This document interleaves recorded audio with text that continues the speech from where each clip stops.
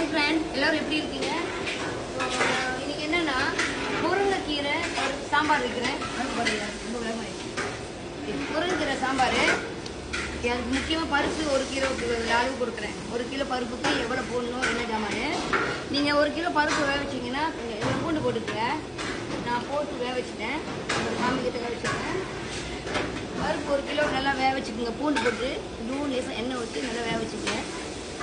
அதுக்கப்புறம் இப்போ நம்ம வந்து தாளிக்க போகிறோம். கருதாளிப்பு, வெங்காயம் நல்லா பொடிசாக நறுக்கிக்கோங்க. வெங்காயத்தை நல்லா பொடிசாக நறுக்கிக்கோங்க. பட்டை மிளகா, கருதாளிப்பு, வெங்காயம், பட்டை மிளகா நல்லா வறுக்குங்க.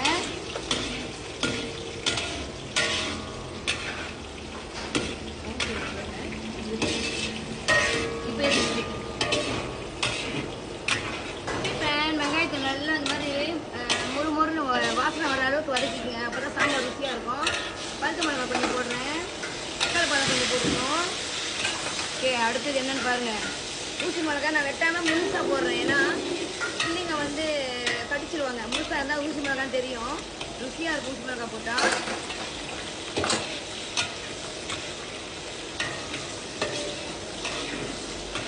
ஓகே, இது 1 கிலோ பருப்புங்க. அடுப்பு வச்சுக்கோயா, நல்லா கிண்டுங்க. 1 கிலோ பருப்பு இது. அதுக்கப்புறம் பார்த்தீங்கன்னா மஞ்சத்தூள் பார்த்தீங்கன்னா நான் இதில் வந்து 1 கரண்டி எடுத்துருக்குறேன். மஞ்சத்தூள் வந்து 1 கரண்டி எடுத்துருக்குறேன். அதுக்கப்புறம் உப்பு பார்த்தீங்கன்னா இந்த கரண்டியில் நான் 1 கரண்டி மதம் எடுத்துருக்குறேன். நீங்கள் சாப்பிட்டு பார்த்துட்டு கடைசியாக பத்தலைன்னா தம்பா பண்ணிக்கோங்க, போட்டுக்குங்க.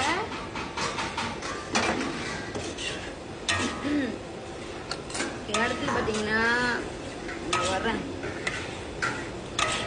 இந்த ஜெக் இது 1 கிலோ பருப்புக்கு உள்ள அளவு. 1 ஜெக் இதில் 3 ஜெக் தண்ணி எடுத்துக்கிறேன். 3 ஜெக் தண்ணி.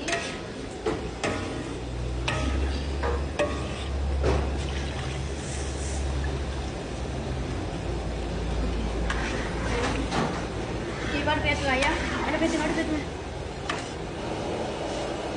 ஓகே ஃப்ரெண்ட், பார்த்தீங்கன்னா இந்த மஞ்சள் வாடெல்லாம் போயிருந்தேன் பாருங்க. நல்லா வாசனை வந்துருச்சு பாருங்க. இந்த முருங்கீரை நான் ஒரு அளவு வச்சிருக்கேன். இது 1 கிலோ பருப்பு, 3 ஜெக் தண்ணி. முருங்கீரை போட்டுங்க.